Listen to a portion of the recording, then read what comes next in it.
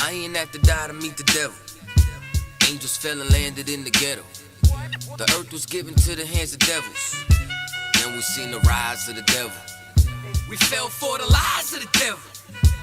When we got high was the devil. I looked into the eyes of the devil. I ain't have to die to meet the devil. I remember I was only 13 when I met the demon. Gave me a deuce and a bundle of cocaine. Told me to sell to my people, make sure you keep them fiending. If any try to show you, make sure that you leave them leaking. He said, I'ma hold you down when problems pop up. how you got me moving this dope? Want me in lockup? He said, Don't you want the Benz vertible with the top cup? Yeah. Stop bitching, get in that kitchen, let it rock up. Bitches love the dope boy, especially when it's guap up. I know you know Ron. who the plug from by the block up? I'll tell you a little secret, make sure that you keep your mouth shut. Ron got a Lexus, crib in Philly and Texas. Trips to the Bahamas, just got a whip for his mama. He fucking up them commas, be honest, he seeing decent dope. I hear you, but I just seen Ron about a week ago. In fact, he ain't looking too good. His knees is kinda slow. I asked him why the struggle. He got stuck up for his bundle, but them 6 hollow tips in his legs what made him crumble.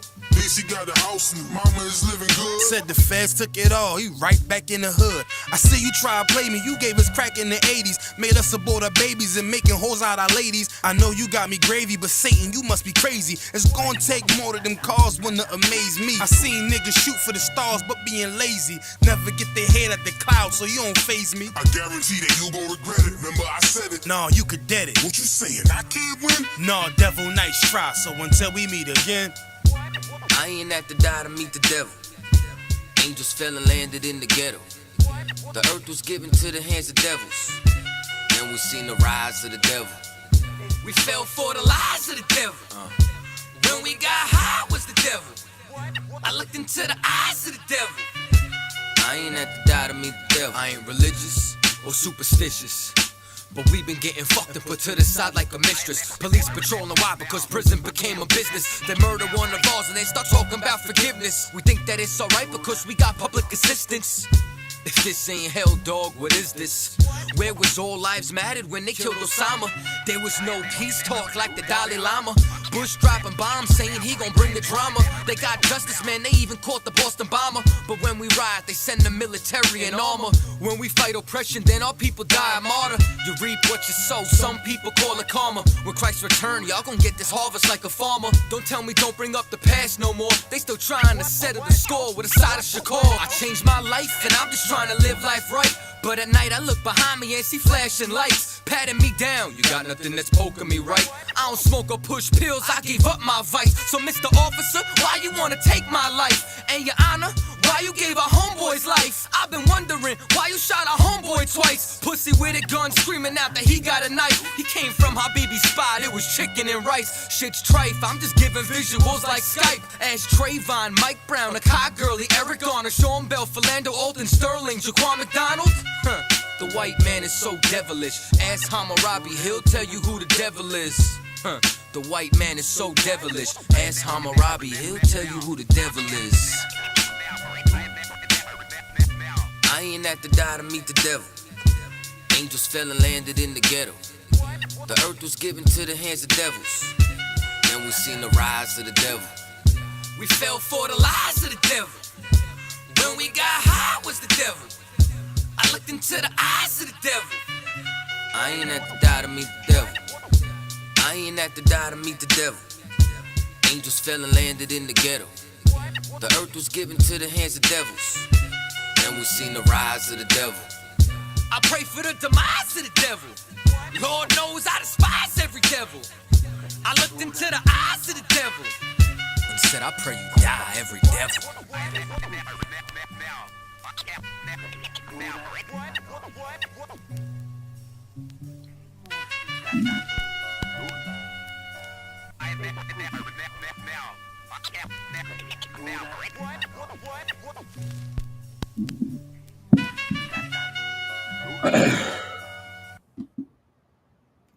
Hey, Shalom Israel, you live with the Israelite School of Universal Practical Knowledge.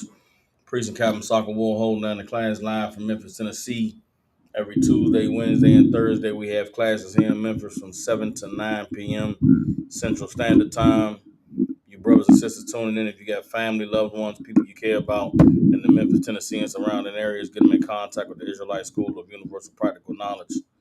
Since 1969, we have been teaching so-called blacks, Hispanics, and Native Indians the truth according to the Bible.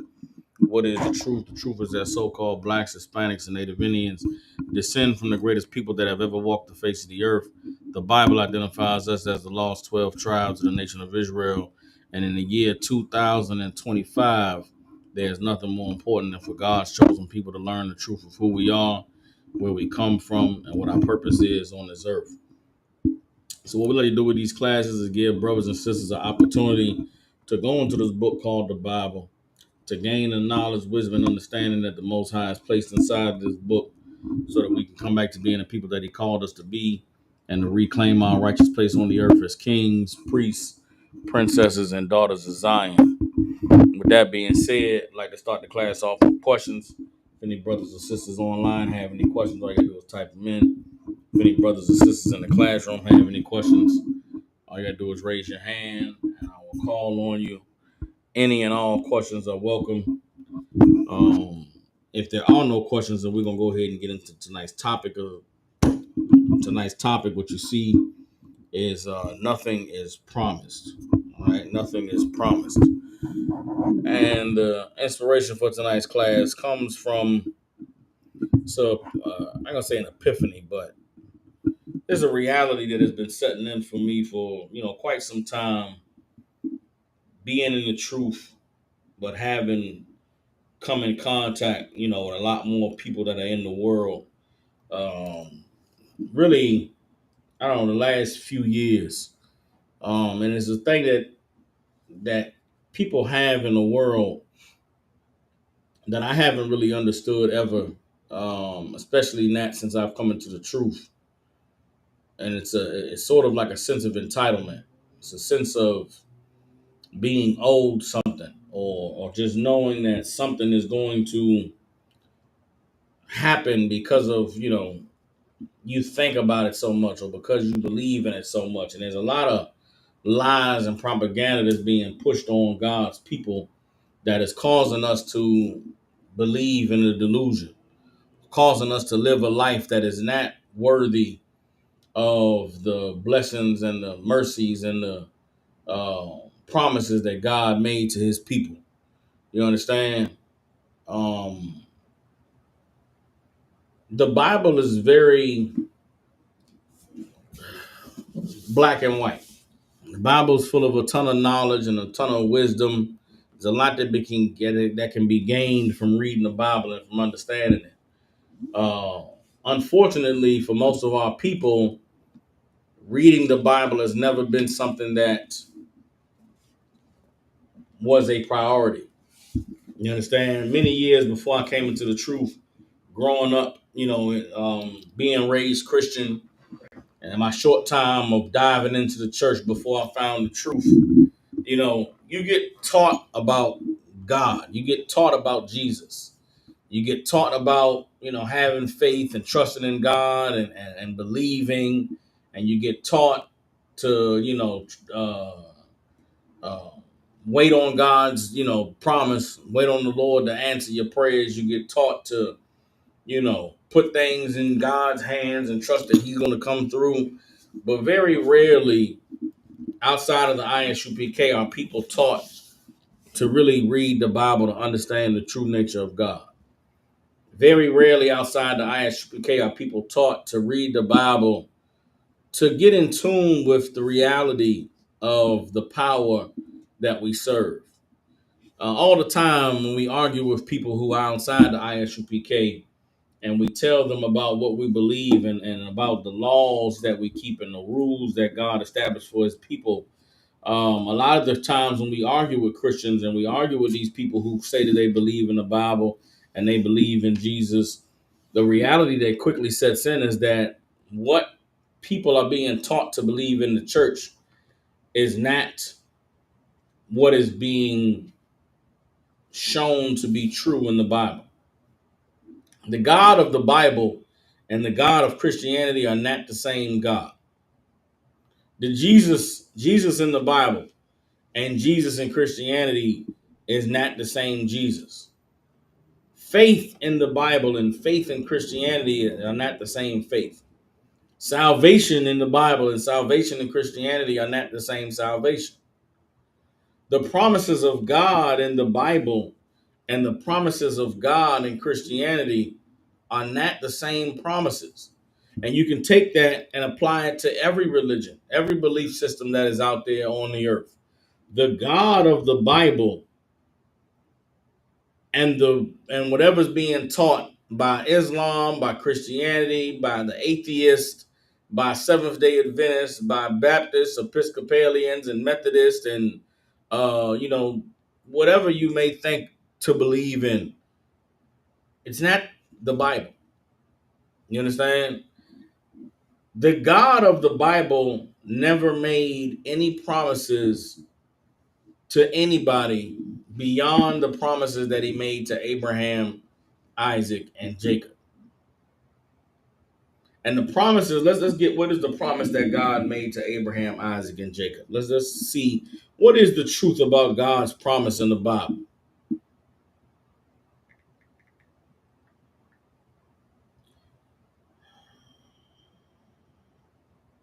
Let's get it.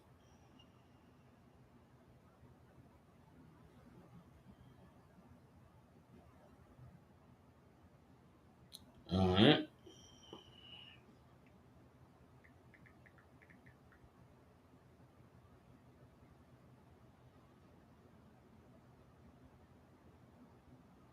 All right, let's get Genesis chapter 17.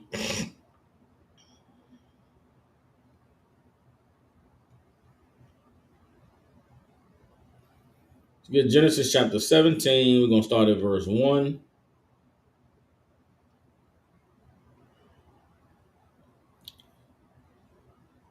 And let's read on.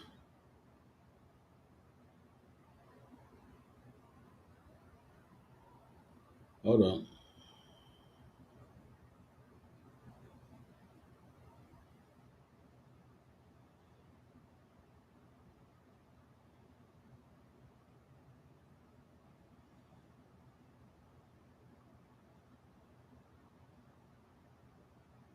And I want to read the whole Genesis 17th chapter.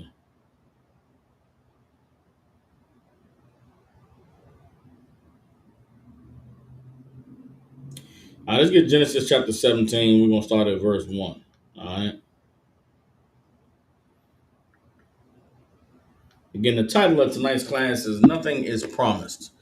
Because in Christianity, our people are being taught that God's promise was for them to prosper and to live amazing and delicious and have riches and wealth and anything that they imagine. If they claim it in the name of Jesus, they can have it.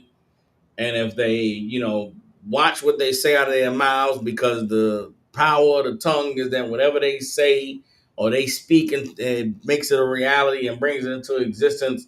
And it's gotten our people to the point where the superstition of Christianity is so strong that God's people don't want to face the reality of their lives.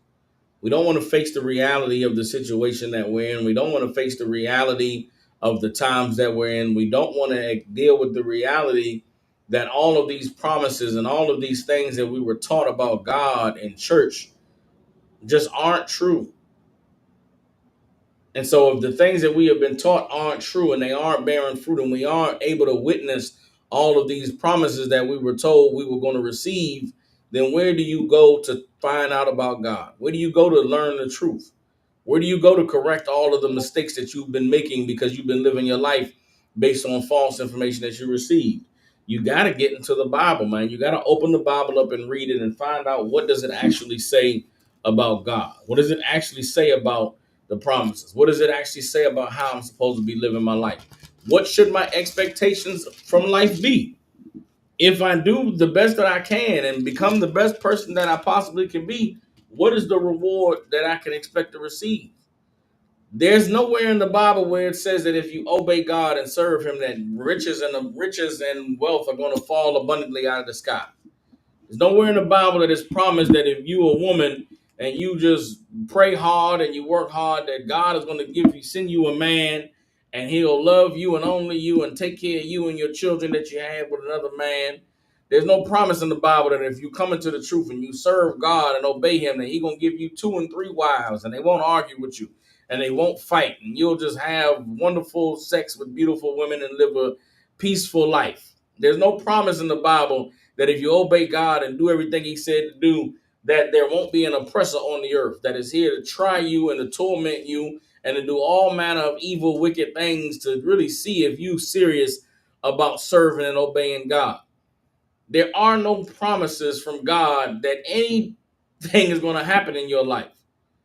The promise that God made is that if Abraham's seed obeyed him, that he would make them a great nation, that he would multiply them, that he would protect them and watch over them.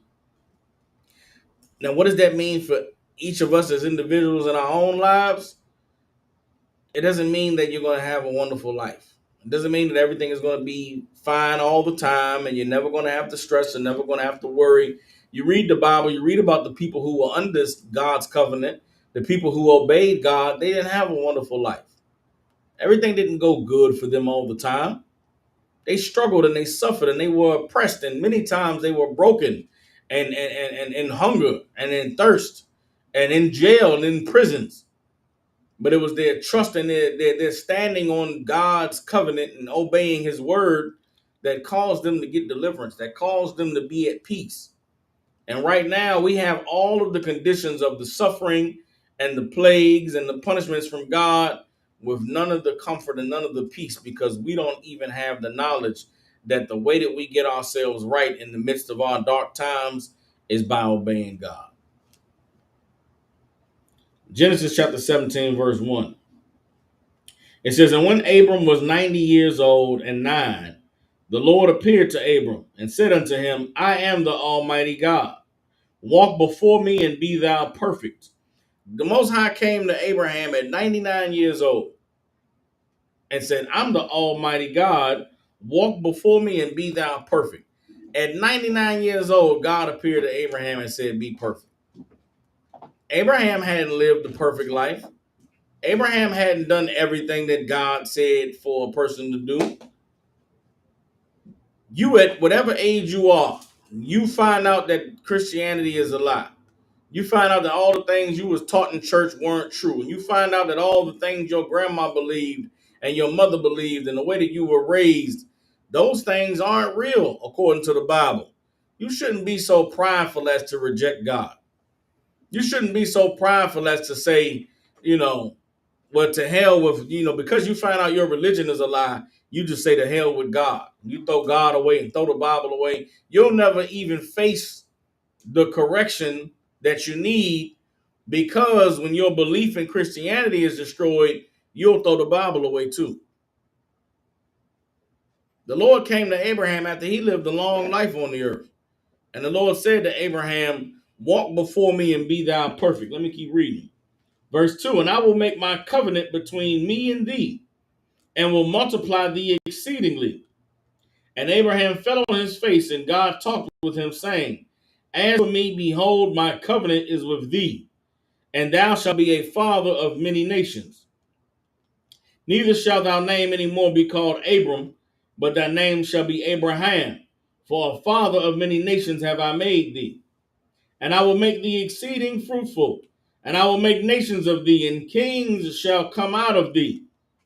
And I will establish my covenant between me and thee and thy seed after thee, in their generations, for an everlasting covenant, to be a God unto thee and to thy seed after thee.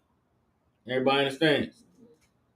God said to Abraham, I'm going to make you the father of many nations. And I'm going to bless your children, and they're going to be blessed, and I'm going to be their God, and I'm going to make kings come out of you. I'm going to make nations come out of you. Nowhere in this covenant that God made with Abraham did God say you would never suffer. there would never be any pain. There would never be any heartache. There would never be any stress. That every day is going to be a wonderful day. That you're going to get all the riches and the wealth and all the money in the world, and you're never going to have any problems and nothing to worry about. That prosperity doctrine that they've been teaching in the church is a lie, man. And it has nothing to do with God and his promise and his covenant. Furthermore, the promise that God made with Abraham was based on us obeying God and following him. You understand? A covenant is an agreement made between two parties. In order for there to be an agreement between two parties, both sides have to agree to do something. God said to Abraham, I'm going to make you fruitful, the father of many nations, and I'm going to multiply you, and I'm going to bless you and your seed that comes after you. What later on did God come to the seed of Abraham and tell them that they had to do?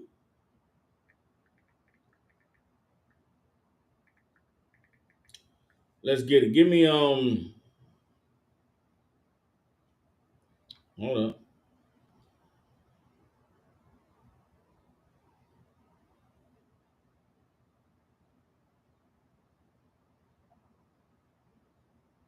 Hold on.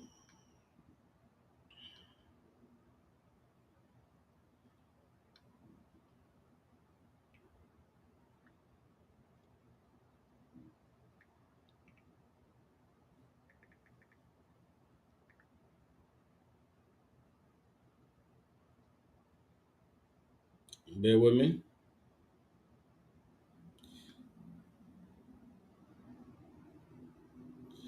Give me Exodus chapter 6.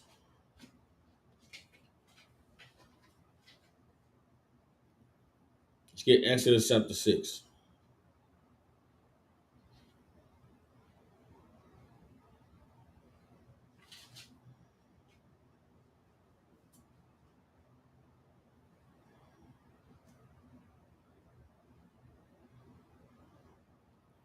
Get Exodus chapter 6. We're going to start at verse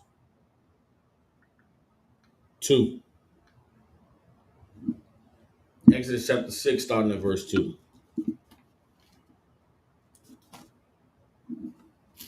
Oftentimes we go through things in life, and in the midst of our troubles, in the midst of our sorrow, in the midst of our struggles, sometimes we ask ourselves, why me? And we get so down on ourselves, and life can be hard, man. Life is not easy. It's not written anywhere that life would be easy and that you were going to have it, everything was going to be smooth sailing. It's not written anywhere that life is fair, or that everything is balanced, or that things are always going to be on the good side. Life, the reality of life is life is short and evil. That's what the Bible says. Life is short and full of evil. All you can pray for is that the Lord will lead and guide you through this short and evil life. Guide you into resisting temptation, guide you into fleeing evil, guide you into being freed from the oppression that so many succumb to. But there is no promise that life would be anything other than what it is, which is an opportunity for you to prove your loyalty and your dedication and your service to the Most High who has given you life. Anything beyond that, Lord be with you. But that is not what that reality is not what is being expounded in church. That reality is not what is being taught to our children. And if we don't teach it to our children, then they won't be able to teach it to their children. And right now, the failure of church and the black community is there is a present generation of black people who are fully entitled and believe that they are owed something that they are not. They are looking to receive something from life that life does not have to give them, that life never promised them that they would have. And it is because of the failures of religion that our people don't know the truth about God, don't know the truth about life, and don't know the truth about the nature of the struggle of life. Nothing has ever been promised to any of us. The only promise is that being God's people, if we obey the Lord, he'll be our God. And being our God means that what? We'll have an opportunity to live a good life. But living a good life does not mean there won't be downtimes. Does that mean there won't be bad days? Does that mean there won't be any suffering? Let's keep reading. This is Exodus chapter 6. We're going to start at verse 2. It says, and God spake unto Moses and said unto him, I am the Lord. Right? You read that in Hebrew, it says, I am Yahweh. And I appeared unto Abraham, unto Isaac, and unto Jacob by the name of God Almighty. When the Most High appeared before Abraham, Isaac, and Jacob, he referred to himself as God Almighty, or the Most High Power. Everybody understands. But by my name Yahweh was I not known to them. He never gave them his name. He gave them what they needed, which is I'm the Most High Power. He never told them his name Yahweh. Verse 4, and I have also established my covenant with them to give them the land of Canaan, the land of their pilgrimage, wherein they were strangers. And I have also heard the groanings of the children of Israel, whom the Egyptians keep in bondage, and I have remembered my covenant. Wherefore say unto the children of Israel, I am Yahweh, and I will bring you out from under the Egyptians, from out under the burdens of the Egyptians, and I will rid you out of their bondage, and I will redeem you with a stretched out arm and with great judgments. And I will take you to me for a people, and I will be to you a God. And ye shall know that I am the Most High your power, which bringeth you out from under the burdens of the Egyptians. And I will bring you into the land concerning the which I did swear to give it to Abraham, to Isaac, and to Jacob. And I will give it to you for an heritage. I am Yahweh. This is the Most High's promise. The promise he made to Abraham, Isaac, and Jacob was that I would greatly multiply your seed.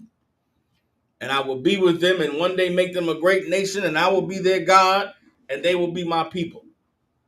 Everybody understands? This is the promise that was made by God. Nowhere else in the Bible, New Testament, Old Testament, are you going to find any promises from God pertaining to your personal life, pertaining to you never having to suffer, pertaining to life being fair and equal, pertaining to nothing bad ever happening. That reality just isn't in the Bible. The belief that obeying God and believing in God means everything good and wonderful is going to come into your life is not real. That is not true. You understand? Get Matthew chapter 6, verse 11. Let's go to Christ in the New Testament. Christ is the greatest among us, right? Christ is the Son of the Most High. He came here from the Most High to be an example to us, right? So if anybody knows God or understands life and the nature of life, it would be Christ. Let's see what Christ taught us about life and about what we could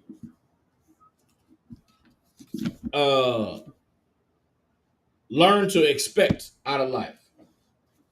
See if Christ, when he taught us to turn to God and to pray to God, if he taught about prosperity, if he taught about everything wonderful happening in your life, if he taught about, living some easy, sweet, wonderful life where everything goes your way.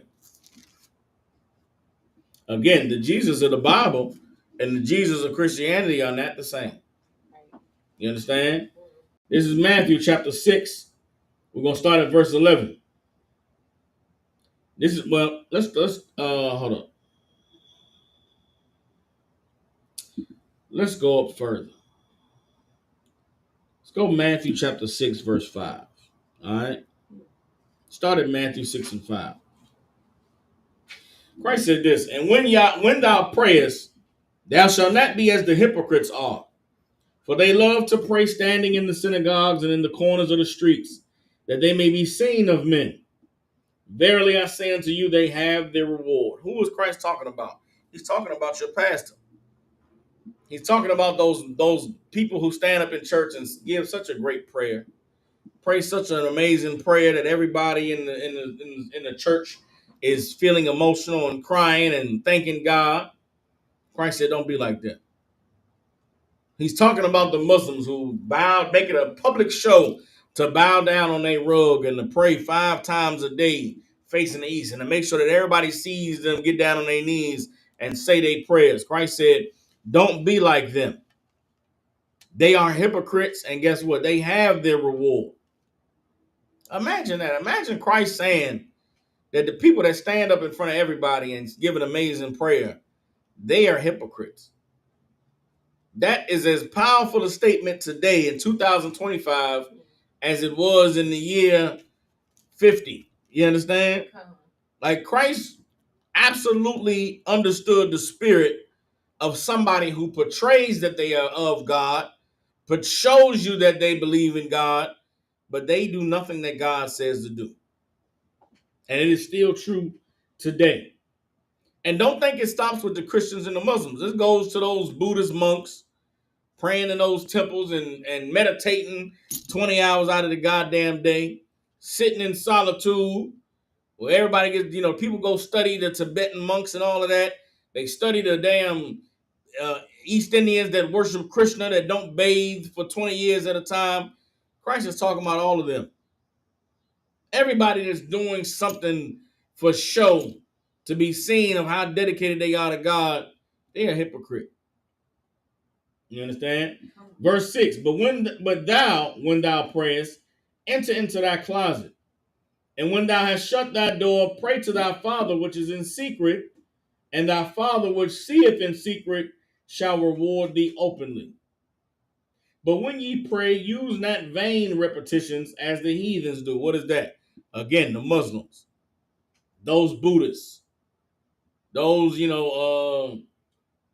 Hindus, those Christians with all of that speaking in tongues. Christ said, "Don't be like them, man. Don't pray in repetitions. Praying is not some type of a ceremony. It's not some tradition. It's not something where you go and chant. It's not. That's not you seeking the Lord.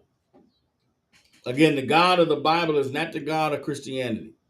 It's not the God of Islam or Buddhism or Hinduism. It's not the God of yoga and meditation. That's not the God of the Bible. Reading on Matthew 6 and 7. But when ye pray, use not vain repetitions as the heathen do, for they think that they shall be heard for their much speaking. Be not ye therefore like unto them, for your Father knoweth what things you have need of before you ask him. After this manner, therefore, pray ye, Our Father which art in heaven, hallowed be thy name. Who are you praying to? You praying to the Father in heaven. Holy is your name. Thy kingdom come, thy will be done in earth as it is in heaven. That's what we're asking for. We're asking for God's will to be done on earth. The same way that God's will is done up there in heaven. Verse 11, give us this day our daily bread. Christ said to ask the Lord for your daily bread. Christ didn't say ask for $1 million so you could, buy you a house. Christ didn't say ask God to break generational curses and to, give you prosperity. Christ didn't say ask God to bless you with that, $100,000 job and that 401k and that vacation home and that Mercedes Benz and that big house and that disposable income. All of these things you've been taught that you're entitled to, that you've been taught are coming to you one day, that you've been told God wants to favor you and bless you. It's not true according to the Bible. The prayer that Christ told us to pray is the prayer of the man and the woman who has faith. That if I just do what God said to do, then guess what? I'll eat today. And that's all I'm worried about. Am I going to be able to eat today? What kind of life does that person live? That's not somebody that's balling out of control. It's not somebody that's doing it big and got disposable income. That's not somebody who has everything in life figured out, and everything is going their way. To be thankful for your daily bread is the righteous way to see life. Do you got bills? Yeah, you do. Do you have enough money for vacation? Probably not. Do you have $500? You have $5,000 in emergency fund in case you lose your job or your loved one gets hurt and you're not able to go to work. You have enough money to pay your bills for the next 6 months? No, you don't. Guess what? You don't need any of that. If you trust in God, if you obey in God, because guess what? He'll make sure that you have your daily bread. We somehow have lost the understanding that life is about survival. And we have been convinced and brainwashed into believing that life owes us the promise of life, liberty, and the pursuit of happiness. You understand? That we are entitled to the American dream and to living our best life. Where are you getting that from? You're not getting it from the God of the Bible. That is not the promise that Jesus gave to anybody. We're reading here, Christ said, give us our daily bread. That's what you should be asking of God. What else should you be asking of God? Forgive us our debts as we forgive our debtors. Some of you out there hate the shit out of somebody who did something bad to you in your life. You holding on to anger and hatred. You hate your parents. You hate your brothers and sisters. You hate your cousins. You hate your ex-boyfriend. You hate your baby daddy. You hate your baby mama. You hate, you're full of hate and anger and resentment. And you won't let it go. Well, then guess what? God can't let all the things you've done to make him upset go. You don't want to forgive those who have hurt you and despised you and used you deceitfully. Well, guess what? God can't forgive you. You have to learn to accept that there are things in life that happen that are not fair. That there are things in life that happen that you wish you could take back. That there are things in life that happen that you have to deal with the consequences of. To be mad and to be full of anger and to never forgive, you put yourself in a position of God never being able to forgive you. And if God is not able to forgive you for your debts because you won't forgive those who are indebted to you, then you constantly going to always in life be on God's bad side. And if you're on the Lord's bad side, then how can he bless you? How can he give you all the promises and the easy life that you're seeking? You'll never have an easy life. You'll never be at peace. You'll never be able to have rest. Why? Because you have not forgiven those who have trespassed against you. And because of it, God is not going to forgive you. Everybody understand? Matthew 6 and 13. And lead us not into temptation, but deliver us from evil. You understand? You ask God to lead you not into temptation. Did Christ say ask that you never face temptation? Did he say that temptation would never exist? Did he say that if you obey God, temptation won't even be a reality to you? No, he said you just ask God to lead us not into temptation, but deliver us from evil. Now, you might find yourself in the midst of temptation. You might find yourself running into temptation. You're going to be mad at God. You're going to say that God is wrong. You're going to say that life ain't fair. You're going to be mad at the temptation. You're going to be mad at the thing tempting you when you slip and fall. Or you're going to pray that the Lord will deliver you from evil.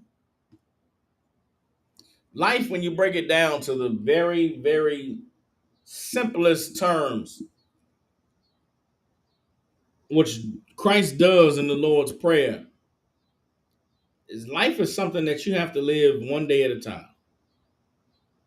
And in that day, all you can ask for is that the Lord will give you your daily bread, that you will not be led into temptation, that you will be delivered from evil, and that you are forgiven for the wrongs that you've done, the same way you forgive those who have done wrong to you. That's life. Everything else outside of that, it's not promised. It's not guaranteed. You got a good job, you're able to pay your bills and take care of your kids, Most High in Christ. If something changes in your life to where that's not the case tomorrow, guess what? Don't be mad at God. Don't curse the Lord and say it's evil or the Lord forsaking you. That, whatever period you face yourself going through in life, it's just a part of life. And you've got to accept it. And the more that the more that we learn of the true nature of God, a lot easier life will be when things don't work out in the fairy tale manner that you imagine they would. At one point, we were all children, and we had a dream, and we had a fantasy, and we had an idea of what our life was going to be like when we got older. Then you actually got older, and you know what you learned? That life you thought you was going to have when you were a kid was a child's imagination, because that is not real life. What you thought about life when you was a kid, it's not real life. That is not how it works. All the things you were taught about life as a child, you grew up and realized, I was taught a bunch of bullshit. Excuse my language. All the stories, all the movies, all the books that you read, all the things you were taught about life, you grew up and your life is nothing like any of that shit you was told about. And you know what? One day you wake up and it hurts. And it's hard. And you say, damn, I wish somebody would have told me about real life. Right. I wish somebody would have told me about the world and how it actually is. That's what we do in the ISUPK every day. The job of the men of God is to prepare God's people for the reality of life. The reality of life is nothing is promised. You get out what you put in. Your responsibility and your duty is to obey the Lord, to do what he said to do. And in return, he'll bless you. But there's no specifications on what that blessing looks like. There's no guarantee that blessing doesn't come with pain, that blessing doesn't come with temptation, that blessing doesn't come with a trial, that it doesn't come with pain, that it doesn't come with hurting. Who are you to think that God owes you a perfect life?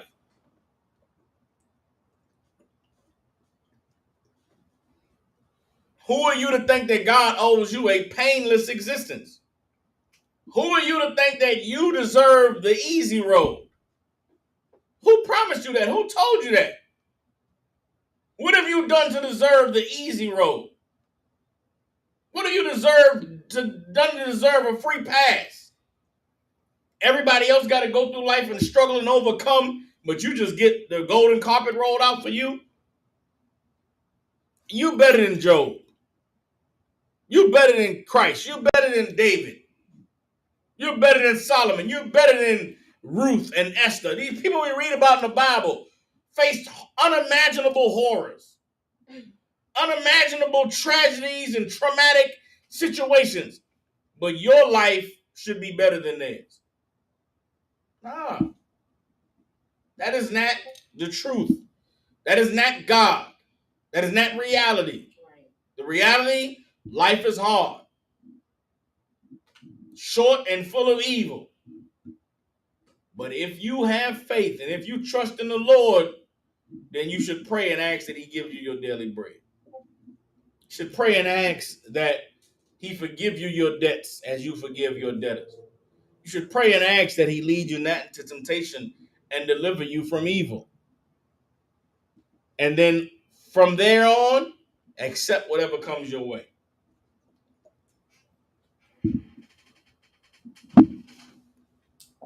Let's drop that. Let's go to Psalm chapter 23.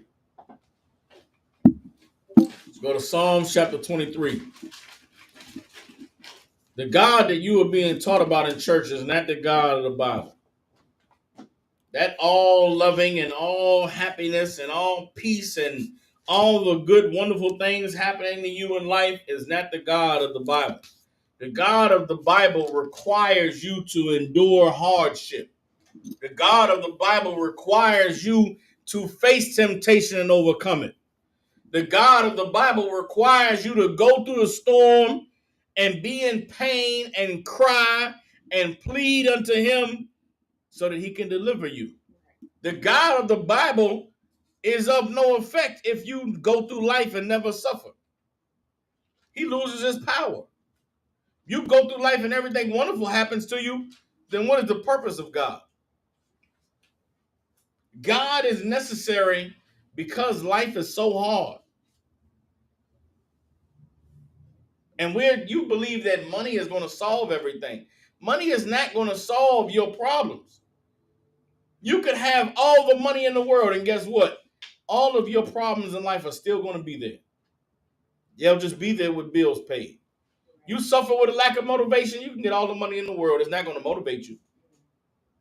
You suffer from being fulfilled in life, you can have all the money in the world, and guess what? You still won't be fulfilled. Your health declining. You can have all the money in the world. Guess what? Money is not going to fix your health. Money is not going to get you on that diet. You can have all the money in the world. Pay for a fitness coach and then give you a diet. If you don't follow the diet, you ain't going to lose weight. You'll just be paying somebody to tell you what to eat, and you'll never lose weight. The lie of Christianity is that all you got to do is pray that God will give you some more money and everything will work out fine. That is not true. It's not what the Bible says. Christians love to quote Psalm chapter 23.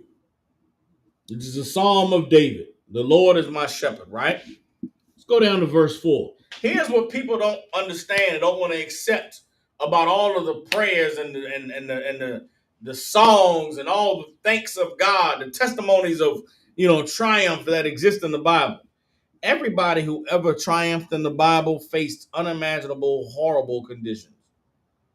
Their triumph was matched by the desperateness of their situation. How can you expect to be able to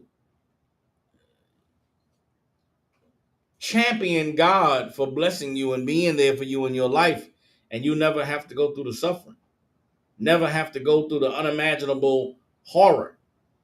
It's just not realistic. You understand? And some of us are living in that horror now. And all you can think of is getting money to help make it better. That is not what is going to lift you out of your condition. Obeying God and doing what he said to do is the only thing that can lift you out of that condition. And obeying God and doing what he said to do does not mean you'll be rich.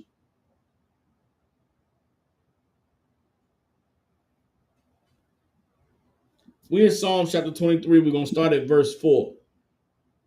Here's what David said about the blessing and the protection of God. He says, "Yea, though I walk through the valley of the shadow of death, I will fear no evil. For thou art with me, thy rod and thy staff, they comfort me." You understand? Now, David, because he had faith, guess what? He was not afraid. David, because he had faith, he was comforted by God's rod and by God's staff. But why did David need to be comforted? Why did God need to have a rod and a staff to comfort David? Why did David need to not be afraid because God was with him? Because David was walking through the valley of the shadow of death. The valley of the shadow of death is like, if you ever seen The Lion King, the valley of the shadow of death was like the elephant graveyard that Simba was in after his dad died. That's the valley of the shadow of death, meaning what? You are in a dark place and all around you people are dying. That is life in America. That is life here in Memphis, Tennessee. It's life in Mobile, Alabama, and Birmingham, Alabama, Baltimore, Maryland, Philadelphia, Pennsylvania, Newark, Delaware, Los Angeles, California, Riverside, California, Inglewood, California, Baton Rouge, Louisiana, New Orleans, Louisiana, Houston, Texas. Give me some more places. Phoenix, Arizona, Little Rock, Arkansas, Denver, Colorado, West Palm Beach, Florida, Pittsburgh, Pennsylvania. Give me some more. New York City, New York, San Francisco, California, Oakland, California, Washington, D.C., Spokane, Washington. Where, where you from? Fort Wayne, Indiana. You understand? That is the valley of the shadow of death. All around you, people dying. Overdoses, getting shot, police killing them, going to jail, getting robbed, getting set up, baby mama drama, all types of horrible, niggas getting deported left and right, ICE snatching people up, making them disappear. You are walking through the valley of the shadow of death. That's life. Guess what? God can be on your side, though. You cannot be afraid of the evil. You can be comforted even though you're in the valley of the shadow of death. And what else can take place in the valley of the shadow of death? Let's keep reading. Verse 5, thou prepare a table before me in the presence of mine enemies. Thou anointest my head with oil, my cup runneth over. That can happen in the valley of the shadow of death. That the Lord could prepare a table before you in the presence of your enemies. There are people that hate you and want to use you, want to take advantage of you. See that you good-spirited, good-hearted. And they want the worst for you. Guess what? If you obey God and you serve him, then guess what? You ain't got to be afraid of them. You ain't got to worry about them, the evil things that they have imagined against you. The Lord will prepare a table before you in front of them. What does the Lord prepare a table for? For you to eat good. You understand? And eating good doesn't mean you're going to be rich. Doesn't mean you're never going to have to worry about you're not going to have no problems in your life. You will eat good, though. You understand? That's all that anyone should be asking for, should be hoping for. Anything beyond that, it's not a guarantee. And because that, you shouldn't look at wealth and riches like it equals God. Satan can bless you with money too. Satan can bless you with money because it gives you more access to things that will take you away from serving God. Satan can bless you with money because it makes you focus on things other than doing what God said to do. Not everything having to do with money is a blessing. Right. So if you poor your whole life and all you think about is getting money equals being blessed, you'll get money and destroy yourself because of the access the money gives you. The only thing that we need being poor and being broken and being oppressed is the truth about God. That is what is going to help us. That is what is going to heal us. That is what is going to get us out of the condition that we are in. David in Psalms 23 was in the valley of the shadow of death. He didn't complain. He didn't cry. He didn't say, why am I in this valley? He said, no, I'm in the valley. But you know what? The Lord is with me. Right. I ain't got to worry about nothing because I know I'm doing what I'm supposed to do. He didn't question, why am I in the valley? You know what? Nobody in this Bible that suffers the things they suffer ever questioned why. There's one man that questioned why in the Bible, and it was Job. Job questioned, why me? Why am I suffering these things? Why I got to go through this?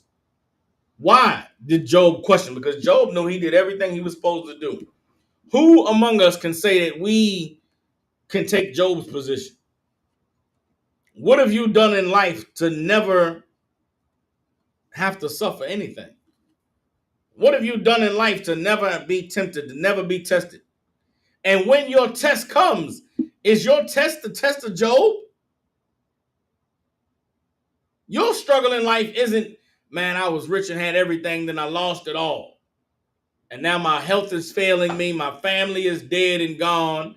My woman who I love turned her back on me, and nobody is there for me. I'm by myself in this world. None of you can say that. Especially not if you're in the truth. You found yourself in here. Don't dare disrespect the work that these men and these women have sacrificed their lives to do by being in here and saying you alone. By being in here and saying ain't nobody in your corner. Being in here, if you in the truth and you hungry, shame on you. Because why you ain't called somebody and said, Salakia, man, my money is short. I need to put in a monetary request. If you in the truth and your bill's not being paid and you not telling nobody, shame on you. How dare you be under the watch and the protection of men of God and you don't tell somebody that your money is running short and you need help on some bills. If your electric getting cut off, your cable ain't working, shame on you for not reaching out to your camp leader and letting somebody know about your situation. How dare you embarrass us and shame us and make it look like we aren't doing our job as men of God to let people suffer and they supposed to be under our protection. Shame on you. You too goddamn proud to open your mouth and talk about your problems and your struggles and your worries. And so you shame the work of the Lord. None of us can complain about anything that God sees fit for us to go through. None of us can complain about anything that God sees fit for us to suffer. Why? Because we have not lived a perfect life to where we don't deserve anything. The fact that you don't have the struggles of Job is a blessing. You should count yourself blessed. The fact that you do have family and people who love you and care about you, you could pick up the phone and make one call and any problems you have can be addressed. Doesn't mean it's going to happen overnight, but guess what? You can get put on the path towards solving your problems, towards fixing what is plaguing you. You're not Job. So whatever you suffer in life, you should suffer it manfully. You should suffer it like a good soldier. You should endure it one day at a time, praying that the Lord will give you your daily bread. You understand? Jump that. Let me get let's go ahead to Job. Let's get Job chapter 42.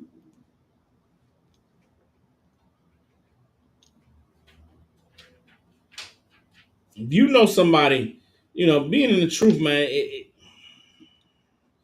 I'm gonna get another scripture after this, after we get Job. Being in the truth makes it so difficult dealing with people in the world. Because being in the truth, your perspective changes so much that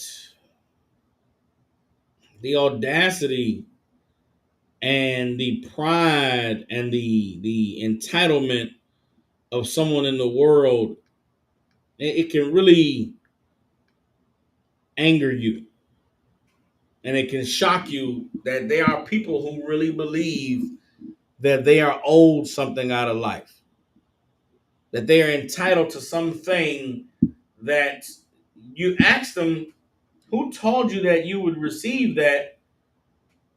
The question doesn't even register to them. Never in a million years. There are people who never in a million years have imagined that they're not going to be rich one day. There are people that never have imagined that, in their life that they would not live the fairy tale happily ever after life. You know what I'm saying? There are people who believe that one day everything is going to be perfect and fine, and you know, all of their dreams are going to be come to reality, and all their prayers are going to be answered perfectly the way that they envision them being answered. And it's like, who told you that? Where are you getting it from that you're promised this or you deserve that? And the delusion that many of our people are under comes from them just not knowing anything about the true nature of God or the true nature of life as it is poured out, you know, over thousands of examples in this Bible. Let's go ahead and get Job chapter 42. Again, Job was a man that was perfect, that did everything the Lord said to do. And Job was tempted. And Job did suffer. And Job did question his suffering. Job did say, why me? Job did challenge the idea that nobody was above being tempted. Nobody was above suffering. Nobody was above going through difficulty in life. And in the end, when Job realized that the only way to deal with what he was facing in life was to accept God's will for him, was he able to find peace. You understand? The brother Yaquam says, Salaki, sir, they even seem as if they deserve to never go through anything at all that brings uneasiness. You're absolutely right, Op. There are people who think that life, that they believe in their heart of hearts that one day life will bring no problems. Life will just be wonderful and fantastic.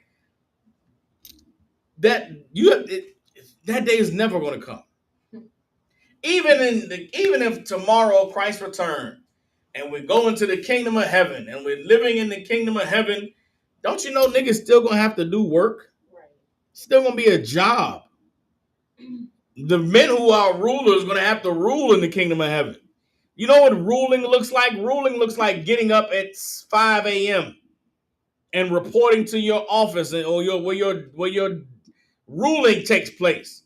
And then guess what? You gotta talk to people and deal with people and give orders and critique records and look at who did what they were supposed to do, who didn't do what they were supposed to do. You got to give judgment and pass rulings and give out punishments and promote people to higher positions.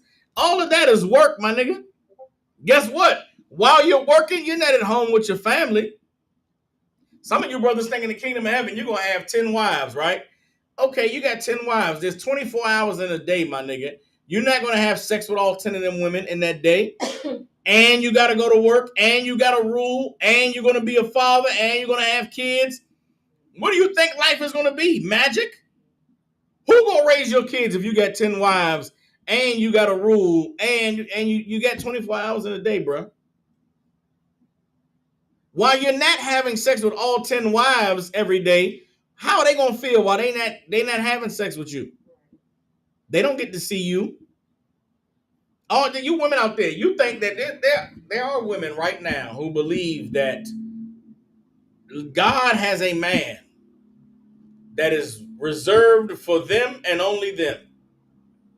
And that man is going to come in their life and going to love them, and he'll never love another woman. Guess what? That woman, she has children. This man who's going to want her and only her is also going to desire to be the father of her children and going to raise her children and be there, and they're going to live a wonderful, happily ever after life. You know that woman who believes that? Her mother and her father were not together when she was growing up. Her sister does not have a man, and she has 2 children by 2 different men. Her brother is a womanizer. He's not married, settled down. He just has a bunch of chicks. The woman who thinks that one man is going to present himself into her life and love her and only her and never be with no other woman, she does not know any man like that on the planet that exists. None of the men in her life, none of the men in the women's lives that she knows is that man. But somehow, some way, that man is out there somewhere, and God is going to bring him to her. And if God does not bring that man to her, if that man does not exist, if that man is a figment of her imagination, you know what she says? I'll just be single the rest of my life. But you know what that woman does not say? She doesn't say, I just won't ever have sex again. I just won't ever date. I just won't ever be interested in a man. No, she says, I'll just be single. Which means what? There's no man that is good enough for me to commit to being in a relationship with, because all these men want to have other women. So I'll just be the woman that has sex with men, but no strings attached, no commitment, no relationship, because no man wants to have me and only me. That is delusion. That is insanity. That is craziness. There's a brother out there. He has a woman. Been with this woman and she loves him. She's down with him and she cooks for him and cleans, and she's a good woman. She might have gained a little bit of weight. You know, she don't dress the same way she did when they first got together. She maybe had a couple kids, you know what I'm saying? She don't really take care of herself like she used to do. She don't do all the fun, freaky things that she did when they first got together. And that brother says to himself, man, I wish I had another woman. He doesn't like the woman he got because sometimes she nags about the bills being paid late, about him helping around the house, about him doing more to, help her with the kids. And all these things this man doesn't like about this woman. He thinks to himself, man, if only God would bless me with another woman. He's on the internet dating, swiping right on profiles. He going out, hanging out, talking to women and meeting women. He's on Facebook in the DMs saying shalom to sisters. And all he can think is, man, things would be so much better if I just had me another woman. You know what that man does not say to himself? He never says to himself, the problems I'm having with this one woman are going to be double once I get another wife.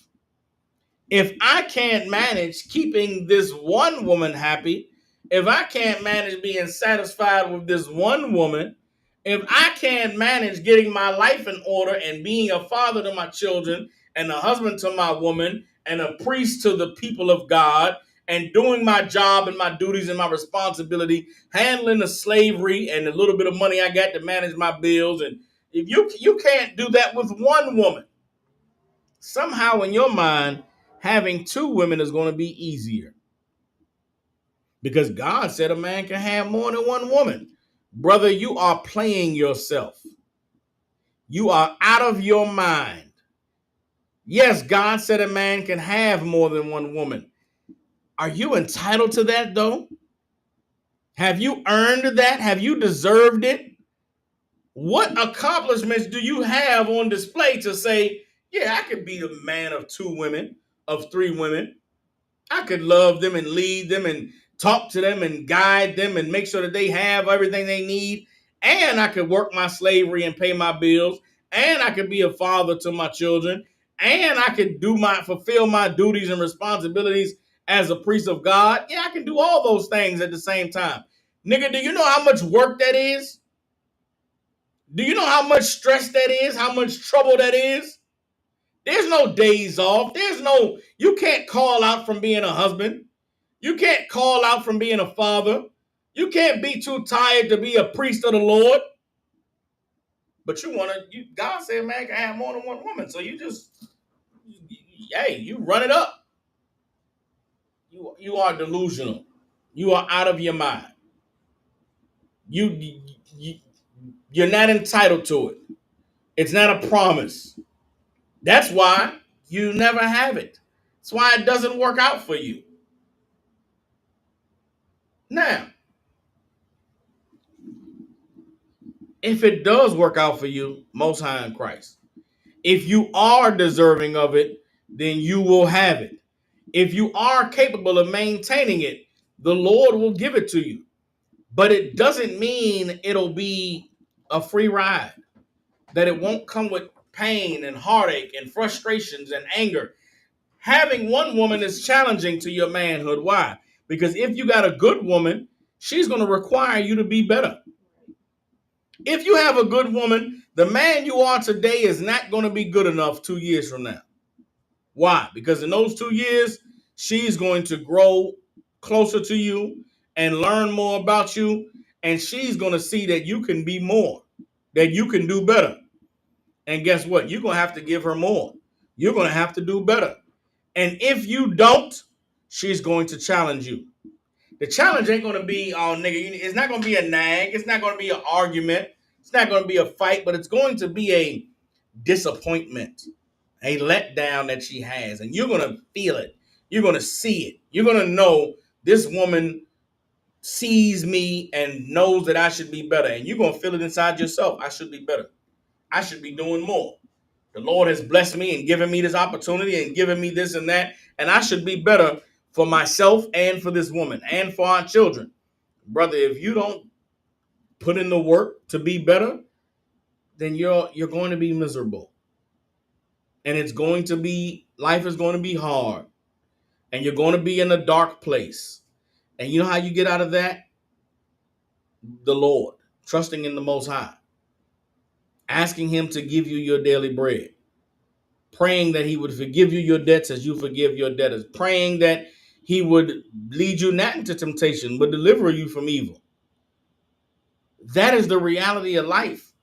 Everything in life is it's constant work. It's no days off. It's no resting. It's no easy periods. You got to be fighting and pushing and grinding. And if you ever think that there's going to come a day where that's never going to be the case, you are not living in the real world. You're not living in reality. Everybody understands? Job, in his questioning of God, when he got to the point where he realized the truth about life, Job was able to accept what God showed him. Let's get Job chapter 42, verse 2. You understand? We'll start at Job 42 and 1. It says, Then Job answered the Lord and said, I know that thou can do everything, and that no thought can be withholden from thee. God knows everything, and there's no thought that you can withhold from God. You think the Lord don't know what you're going through? You think He don't know your suffering? You think He doesn't know your hardship? The Lord knows everything. The fact that you have the hardship, the fact that you have the struggle should give you peace in knowing the Lord is still with me. The Lord sees what's happening. He knows what I'm dealing with. If I stand with Him, then guess what? It's all going to work out. But knowing it's going to work out doesn't make it any easier while you're in the present moment of going through what you're going through.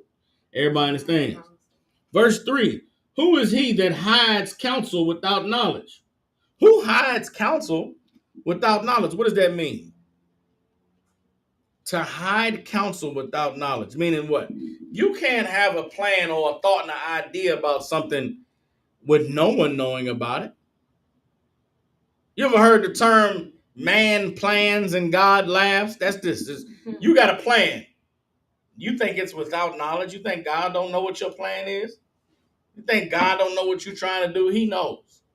Everybody understand? Who is he that hideth counsel without knowledge? Nobody. Nobody can hide counsel without knowledge, right? Therefore have I uttered that I understood not. Job acknowledged, man, I said things that I didn't understand how wrong I was in saying them. I uttered that I understood not, things too wonderful for me, which I knew that. Job realized, man, I said things, I imagined things that were too wonderful for me. I questioned above my pay grade.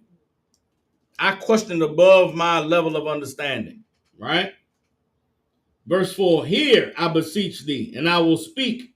I will demand of thee and declare thou unto me. This is Job saying, these are the things that he uttered. When he spoke to the angel, when he spoke to the Lord, these are the things Job said. Hear, I beseech thee, meaning please hear me, and I will speak. I will demand of thee and declare thou unto me. I'm demanding something, and I'm praying you give an answer. Verse 5, I have heard of thee by the hearing of the ear, but now my eyes see of thee. Job said, I heard about God. I heard about the temptation and the tragedy and the suffering and the deliverance of God and the salvation. He said, I heard of it, but now after everything I've been through, now I see. For some of you, you've only heard of the goodness of God. You've only heard of God's deliverance and of God's salvation and of God's, long suffering. But you haven't seen it. You haven't experienced it. You can only see God when he delivers you from the hell that you find yourself in. If you never find yourself in that hell or accept that you're in hell, if you never deal with the reality of the hell that you are in, then how can you ever see God in the midst of it? You go through life believing that you are entitled to some success or some, lifestyle or, something is owed to you, then you'll go through life full of anger and resentment that you don't have what you believe you deserve. That is not the way to go through life. The way to go through life is to be thankful for what you have, to be appreciative of what God has given you, to be appreciative of having and being able to endure and suffer and go through the things you've gone through.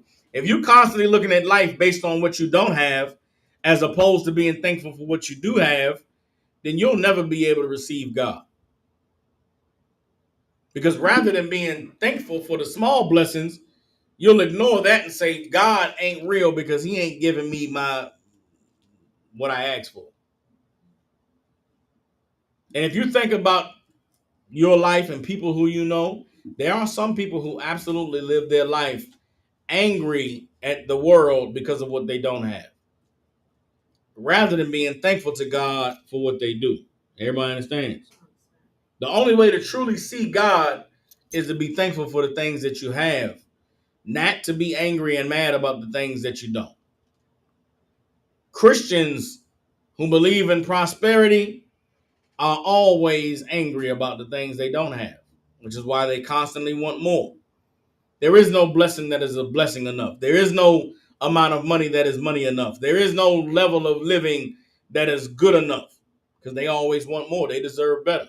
They got one house, they deserve two. They got two houses, they deserve four. They got enough money for one vacation, they should have enough money for three. That is the consumptuous lifestyle of someone who doesn't recognize the blessing of God. The blessings they have are not enough, which is why they got to go and get more. Job said he heard of God, but now he sees him in the midst of everything having been taken away from him. In the midst of losing everything, losing his health, but still having his life, Job was able to see the Lord is with me. The Lord is real because I've suffered all these things, and guess what? I still have my life. Job chapter 42, verse 6.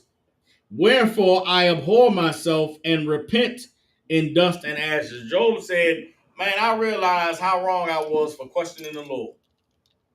And in the midst of all of my suffering, I heard about God before this. I thought I had faith. I thought I believed in the Lord. But now after going through all of this, man, I see God. I see his power.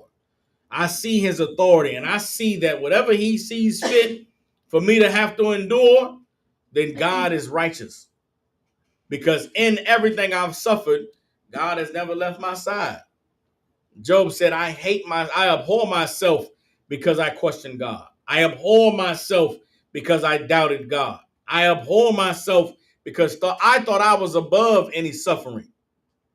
And I repent in ashes, meaning I repent in sadness because of the audacity and the pride I had to question God. And it was this statement, this realization that Job had that made the Lord restore everything that Job had lost. Job overcame his test in the day that he acknowledged, I was wrong for questioning God, man. I should have never opened my mouth and said, why me? Rather, I should have accepted that the Lord's will be done in my life and be thankful that I still had my life. We cannot be any different. We cannot go through life expecting for everything to always go our way, for everything to always be peaceful and wonderful, and for us to always be happy. That is just not reality. It's just not how life works. Man, woman, child, whatever tribe you're from, wherever you're living, there is no promise from God that life is going to be easy. You understand? Let's drop that. Let me get hold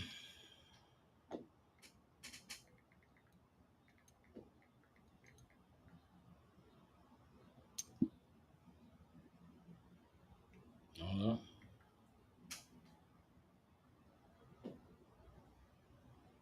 Let's get hold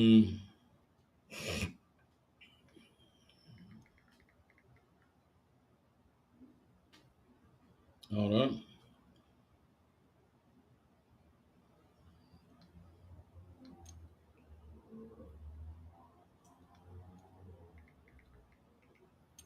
Bear with me, hold on.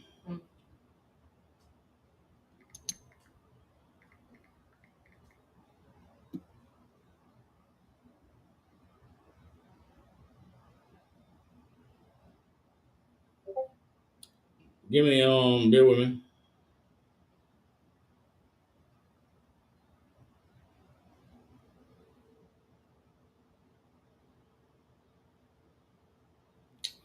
Hold on.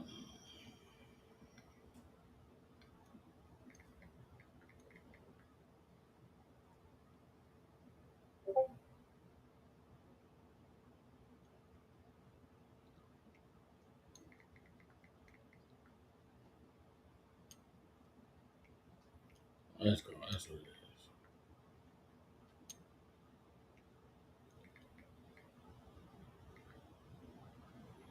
Give me Job chapter 14, verse 1.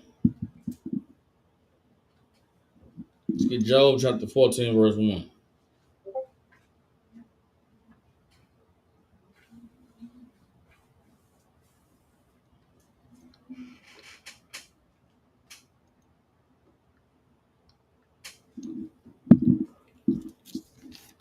Job chapter 14, verse 1 reads, Man that is born of a woman is a few days and full of trouble.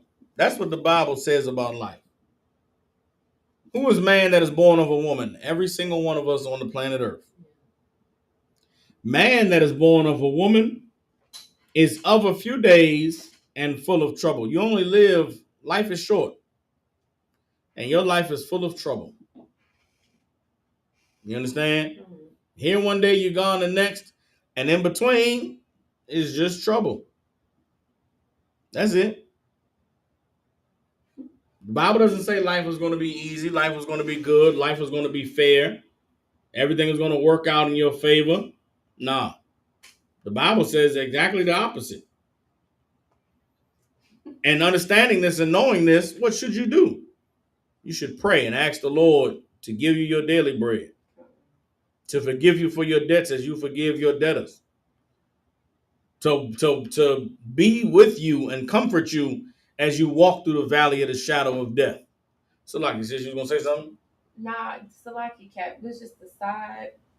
Can this be a cut to women who be like, yeah, we create life or we give life. Men don't do nothing. Can this be a cut to them who say that? Absolutely. Okay, it could be a That's cut. all I was just. No, yeah, it could be a cut to them because, okay, life is amazing. Right. Hell, we're alive. Yeah. It's amazing, right? Right. But that's it. That's amazing about it. Is that you're alive. Yeah.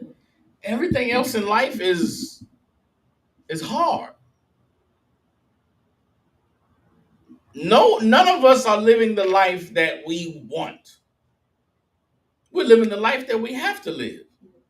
You go to that job, you don't want that fucking job. Excuse my language. You hate that job. It's so much of a hassle and a headache. It's so many hours out of the day. It takes you away from the things you want to do, but you have to do it. Why? Because you have bills that have to be paid. You got rent and you got electricity and you got stuff you want to do. None of that gets accomplished if you don't work. That's everybody on the earth, on the planet. Now, okay, when I say everybody on the earth, I'm speaking of God's people. I don't know what the life of a heathen is like. I don't know what their life is. I don't know how fulfilled they are. I'm talking about for God's people. Our lives, all of them are hard. We are enduring hardships and suffering things. And guess what? The most rich and prosperous among us, they have worked the hardest. Meaning, they have done unimaginable things that you would never do to get where they are. They've had to suck stuff and bend over and hide secrets and lie about things and do shadowy stuff in the dark that you would have never been willing to do. You could never live a day in the shoes of somebody who is black and rich, black and wealthy. You know how many people they've had to cross, how many poor people they've had to step over to go through life rich. I'm talking about millions of dollars in your bank. And you go to the corner and see a wino asking for $2 and you say, nah, man, I ain't got it. Do you know what kind of the world you have to live in your mind for you to be okay with that? That is a dark place. That person is someone who is not they've done so much in their life to get where they are that poor nigga at the gas station asking for $1 is a waste of space, a waste of life. I could never be that nigga because I suck penis to be where I'm at. Or I ratted on my partner to be where I'm at. Or there's rich people in this society. To be rich in this white man society, to be up there and rub elbows in our oppressive society, you have to be living an evil life, a horrible life. Because there's things you have to do and that you have to suffer in order to be accepted by those people who are the people who you rub elbows with. To be accepted by them, you got to be one of them. So in order to be one of them, you have to be as cruel and evil and wicked as they are. And to be as cruel and evil and wicked as they are, you have to partake in the things that they partake in. I'm not saying everybody that's rich is, this ain't no Illuminati thing. I'm not saying they all evil and they drinking children's blood and they, taking oaths to serve Satan. No, but they are in Black Greek fraternities. You understand? They do go to church every Sunday. They do, participate in they do hang out with their buddies from work outside of work. They do cut backroom deals and they learn how to deal in the oppressor's business thinking way of life. And it is a dog eat dog world that they live in. And it is cruelty and you got to be cutthroat. And it's just business. It's not personal. You look at people, look at anybody that's black and super famous. There's some people in their life that they've crossed. There's some people who they had to leave behind in the dust. There's some people who they had to grow to be better than so that they wouldn't hold them back anymore. You know who doesn't have that story or can't relate to that? Somebody who's in the truth. There's brothers and sisters that are in the truth and they're rich, and guess what they never did? Turn their back on the truth. They didn't turn their back on the Lord to get where they are. They didn't turn their back on the Lord to be able to have the wealth and the success that they've experienced.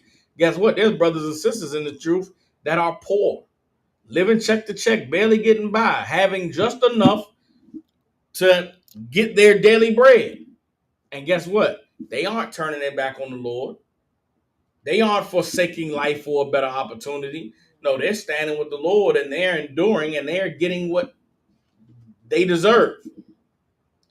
To be someone who is rich and wealthy and doesn't have a care in the world, the pain and the heartache and the hardship that they have to endure, it's not fit for us.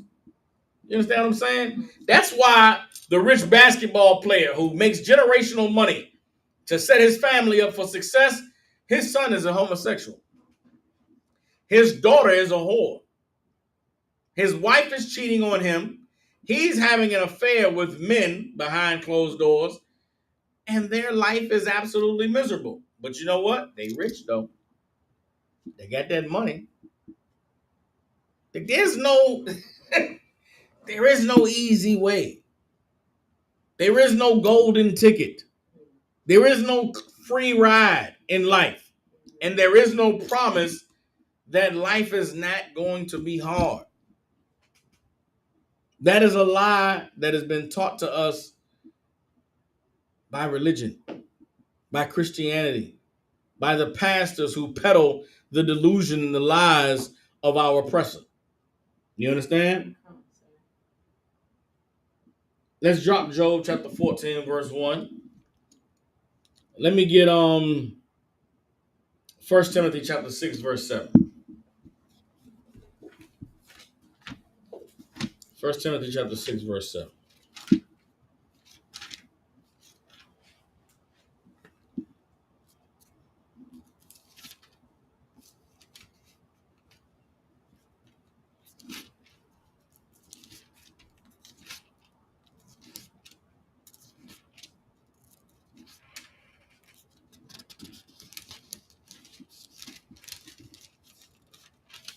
1 Timothy chapter 6, verse 7. No, 1 Timothy chapter 6, verse 6.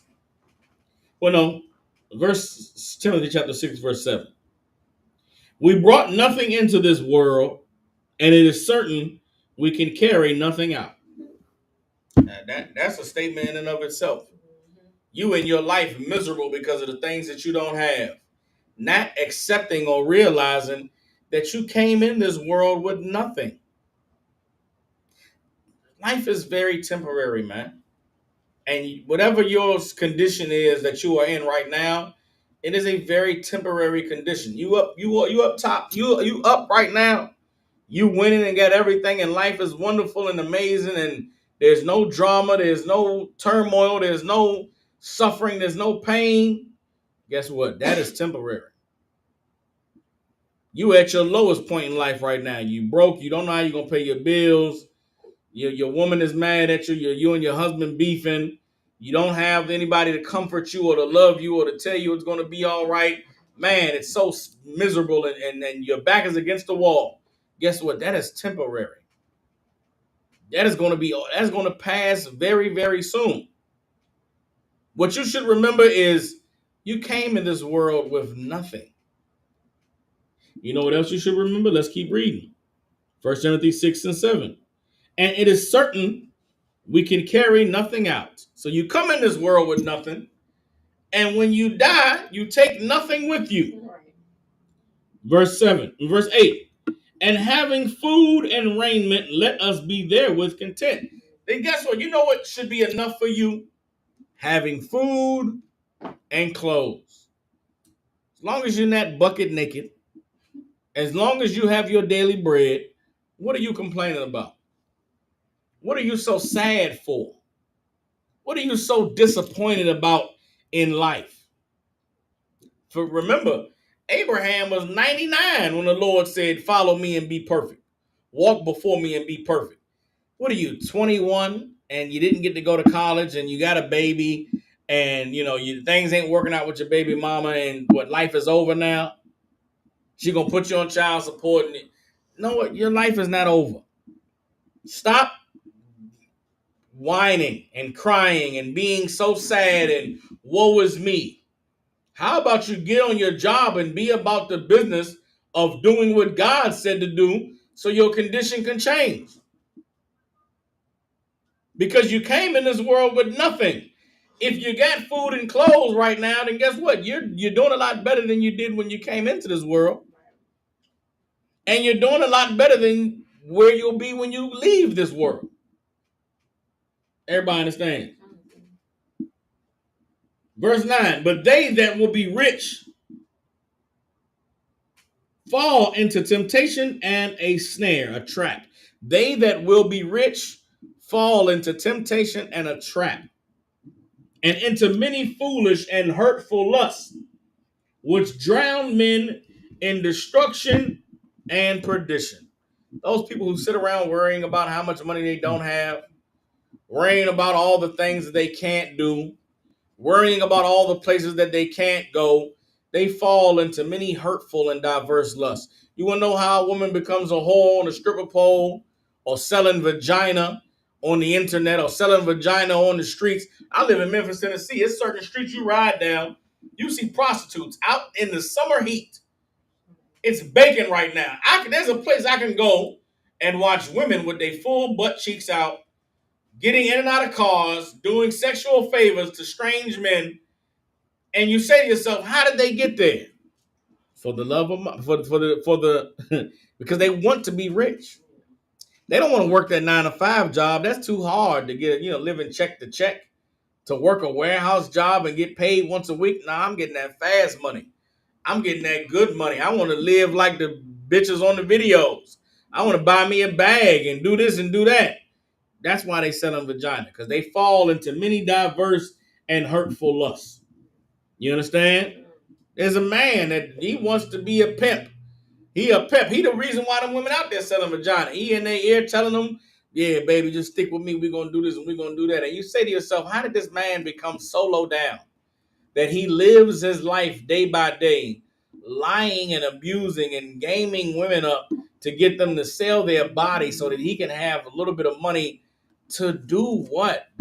Ride on some rims, or live out of a hotel, or go city to city to events so that he could, make some money to eat steak and go to the club, because he wants to be rich. He's fallen into many diverse and hurtful lusts. You understand? There's a brother that's selling drugs. He out there, he's taking a drive, 5 hours away, meeting someone down by the border, and he's taking $20,000 and he's buying a key of raw powder cocaine. And he's deathly afraid of getting caught, because he get caught, he's going to jail forever. And he rides that car back, scared the whole time, anxious every time a car get behind him. He gets back home, and then he got to take that cocaine and cut it up and cook it and turn it into crack, and he chopping it up, and he's trying to find somebody to buy it. And he's doing all of this while he's trying to take that 20,000 and turn it into 70,000. But think of all of the trouble and all of the hardship and all of the anxiety and all of the evil that he has to suffer in order to just try to get that 20,000 to turn into 70,000. Because he wants to be rich, he's fallen into temptation and a trap and many foolish and hurtful lusts. There is a way of life that is going to cause you to suffer. And it is the way of life of not being thankful of what you have, not being appreciative of what God has given you, but rather looking beyond that and chasing after what you feel you deserve, chasing after what you feel you are entitled to or what you are owed. And the Bible says you will fall into temptation and a snare, and into many foolish and hurtful lusts, which drown men in destruction and perdition. You understand? Verse 10, for the love of money is the root of all evil. The Bible doesn't say money is the root of all evil. There's nothing wrong with having money. Nothing wrong with being a high earner. There are skills and abilities that you can acquire that will get you some money.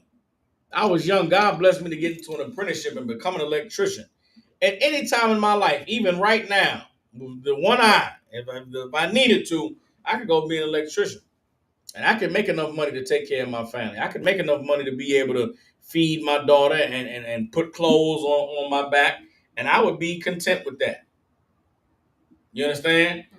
Nobody could say, oh, look at him. He paying all his bill. He living a good life. He must be evil. No. There's nothing wrong with money. But it is the love of money. It is the desire of money. It is the need of more money than what you need. It's a want of more money than what you need that causes you to do things that go against God to get it. And when you love money more than you love the Lord, then you will do whatever you have to do to get the money, and you won't do what you have to do to get God. Everybody understand? For the love of money is the root of all evil, which while some coveted after, They have erred from the faith and pierced themselves through with many sorrows. I've known men in the truth who left the truth to get money. I never, man, so many brothers that I knew who the Lord was with. They was in the truth. Had conversations about some business or some career path or some desire that they was chasing to be successful. But man, I can't do this and be in the truth. It'll hurt my business relationships. It'll hurt my ability to be able to get money. It'll hurt my ability to conduct business if I reveal that I'm in the truth and I serve the Lord and I'm in the ISUPK. And I never understood why you had to leave the truth to work this job. You can't be priest and officer so and so and be your slave name on your job. How does what you do serving the Lord affect your job as a consultant for this law firm? Why can't you do both? The oppressor gets to be Jewish and work at his job. What is him to be Jewish mean? It comes with a lot of biases and a lot of views towards other people that are absolutely damaging. How can you be a lawyer and Jewish and lawyer for black people?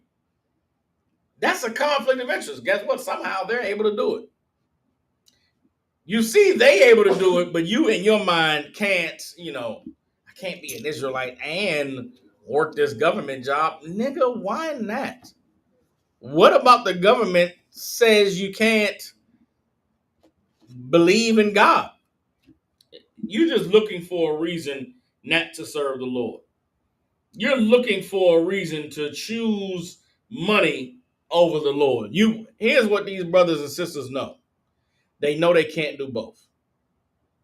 They know they cannot work this corporate job in this evil world, doing deals and passing, doing deals and advancing a program that goes against the well-being of the poor and the needy. You understand? In order for them to be able to have wealth, so they sacrifice. They sacrifice their love of God in order to go get this money, man. In order to have that job, in order to be have a peace of mind that they'll never have to lose their money because of their belief. They'll just trade in their belief. I've known cats who was in the truth, and because of identifying as brother so and so in the ISUPK, he felt like his business wasn't thriving, and so a deal came up. The deal was on the table for him to make $150,000 or something like that. He was getting some kind of contract, and he said in order for him to get this contract, he was gonna have to leave the school. And that brother left the school, and he got that contract, and he got that money. And he got him a wife and kids, and he's living a wonderful, good life in the world. I still see the brother on Facebook from time to time. But I know that inside of himself, he had to be okay with putting the love of money above his love of God. And that is just something that I was never willing to do.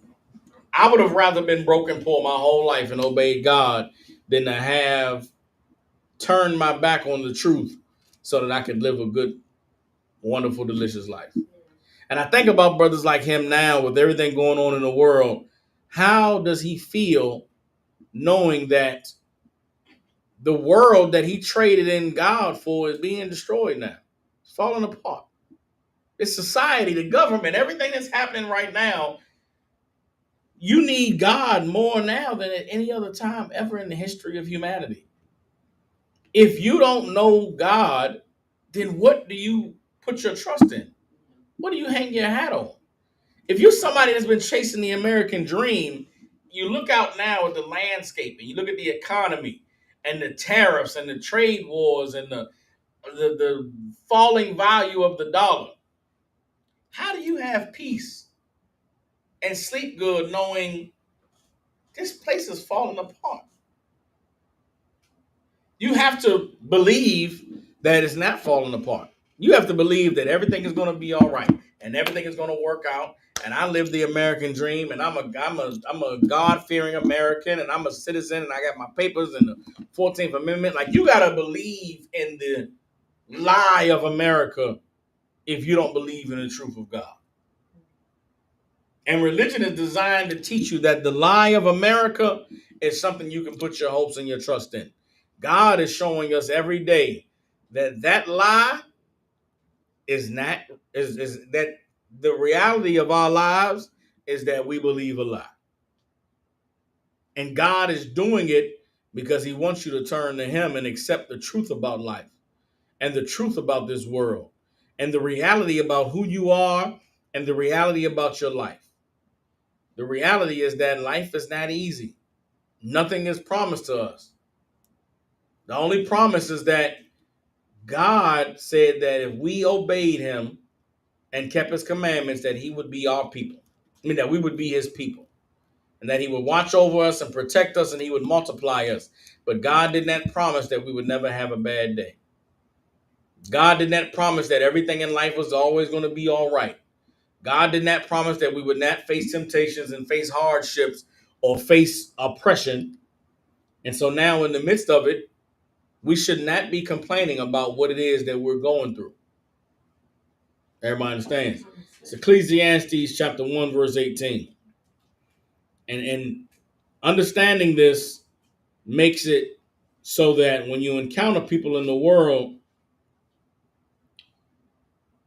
you can have compassion on them. Because being somebody who knows the truth and knows the Lord, talking to somebody in the world who is having their expectations shattered by the reality of life can make it hard for you to pity them, hard for you to feel bad for them.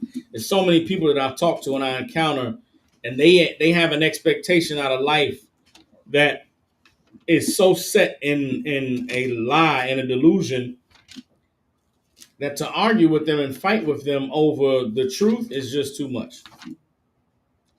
I got too much going on in my life to argue and fight with you over why none of this shit that you think you deserve is ever gonna come your way. God didn't put us here to shatter everybody's, dream of their life. When you encounter somebody who has an expectation out of life that you know isn't realistic, you ain't gotta argue with them. You ain't gotta fight with them. You ain't gotta tell them. You'll never get that. There's a lot of women I talk to and I meet, and they say they want a man to be only with them and them alone, and they man gonna come in their life and take care of them, and they 3 children and raise their 3 children and be their father, and he ain't never gonna have eyes for another woman, and he ain't never gonna be with anybody but them. I don't even argue with that sister and say that nigga does not exist, bitch. You never gonna get him in life. I just say, okay, Most High Christ. Well, I pray the Lord delivers that man, and then I disappear from that woman's life and never talk to her again. There's brothers who believe that they're gonna be a millionaire one day and they're gonna make it big rapping or making beats or working at McDonald's. They're gonna be the manager one day and they're gonna start their own company and have their own business and they're gonna make $1 million. I don't say you don't have the work ethic. You don't even have the drive or the focus or the discipline to do any of that shit. I just say, okay, Most High Christ. Well, Lord be with you, man. You gotta make a plan and Lord, maybe it'll happen. But for every one of those people that I encounter, there is a sadness and a grief that I have to suffer in my chest because, Lord, please, when they find out the reality of life and what their real expectations should be, I just pray that you're with them so that they don't crash out. You understand? Ecclesiastes chapter 1, verse 18 says, "For in much wisdom is much grief, and he that increases knowledge increases sorrow." You understand? In much wisdom is much grief. Why? Because the more that I learn about life and the more that I learn about what it takes to make it in this world, the more I realize that a lot of our people aren't going to make it. A lot of our people will never turn to God and never obey God because the God of the Bible is not the God that they were taught about in Christianity. And when they hear the truth about God, they reject it. Because hell no, there's no way I'm going to live a life where prosperity isn't promised to me. There's no way I'm going to live a life and believe in a God that doesn't do everything that I ask him to do when I ask him to do it, because that's the God that I was taught about in Christianity. And I feel sorry for those people, because the more wisdom I gain, the more I realize that so many of our people will never accept God. You understand? As I increase in knowledge, the more I learn, the more I experience in life, the more I go through my own struggles and my own difficulties, keeping it together and managing my life. I think of all the people who live in that la-la land of everything is going to be all right and everything is going to work out, and one day I'm going to have everything that I asked for. And I say, man, I thank the Lord that he delivered me from that lie when he did. Because I could not imagine at my age, I'm 38 years old, I could not imagine being this age and over the last 15 years thinking that I'm going to be rich one day. And I'm going to have all the money. Like, I've gotten by these last 15 years thanking the Lord for my daily bread, praying for my daily bread. I've gotten by these last 15 years asking the Lord to forgive me as I forgive me for my trespasses as I forgive those that have trespassed against me. I've gotten by the last 15 years praying the Lord will lead me not into temptation, but deliver me from evil. And when you live your life that way, whatever you receive, good or bad, you'll be able to manage it because you know and trust that the Lord is with me. The reality of my life is I'm in the shadow of the valley of the shadow of death. But you know what? I don't fear the evil because the Lord is with me. There are some people who don't want to realize they're in the valley of the shadow of death. There's some people that don't realize that they are in a world full of evil. There are some people that don't realize that they are living in a life and living in a world where none of the shit that they are praying for is going to come their way, because none of that shit they're praying for is promised to them. Excuse my language. And when the reality sets in for them that everything they've believed is a lie, everything they've prayed for is never going to come their way, everything that they think they're entitled to or they deserve is never going to manifest itself, that is going to be a hard day for a lot of people. And I pray that on that day, the Lord be with them. For those of us who know the Lord and who know the truth, accept that nothing is promised to you, except that if you obey the Lord and serve him, that he would be our God and we would be his people, and he would multiply us and he would protect us and watch over us. That is a very broad promise.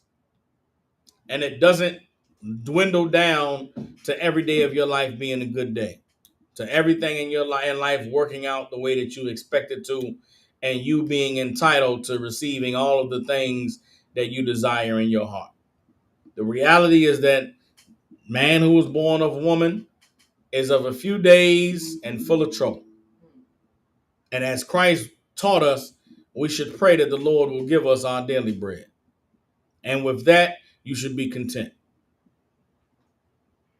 And with that, we're the Israelite School of Universal Practical Knowledge out of 1 West 125th Street in Harlem, New York. Since 1969, we have been teaching so-called blacks, Hispanics, and Native Indians the truth according to the Bible.